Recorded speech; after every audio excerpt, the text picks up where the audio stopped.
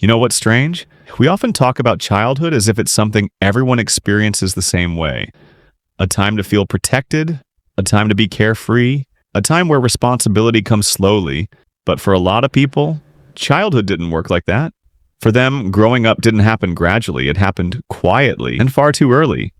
These are the people who were forced to grow up too soon. They're often described as mature for their age, responsible, reliable, independent. What most people don't realize is that these traits didn't form naturally, they were survival skills. When responsibility arrives too early, the brain adapts. Psychologists often describe this as parentification or accelerated adulthood. It's when a child takes on emotional or practical roles meant for adults.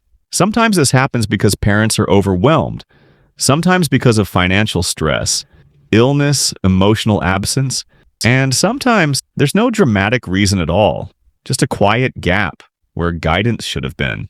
So the child fills it. They learn to read the room early, to notice tension before it's spoken, to anticipate problems before they happen. They stay composed because falling apart was never an option. Over time, this creates adults who are extremely capable. They handle pressure well. They stay calm in chaos. They don't wait for help. But this kind of strength comes with a cost, because when you grow up too early, you don't just lose freedom or play. You lose emotional safety. You learn that support is unreliable, that stability can disappear, that depending on others feels risky. So the nervous system stays alert. Researchers describe this state as chronic vigilance. Even when nothing is wrong, the body stays ready. That's why rest feels uncomfortable. Why silence feels unsettling. Why doing nothing feels wrong. Calm moments once meant something might go wrong next. So the brain learned not to relax.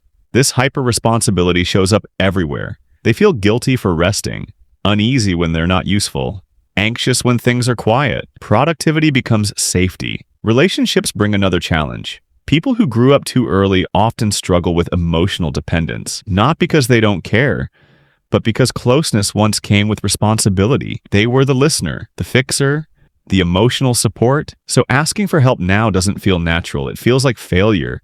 They become the strong one, the dependable one.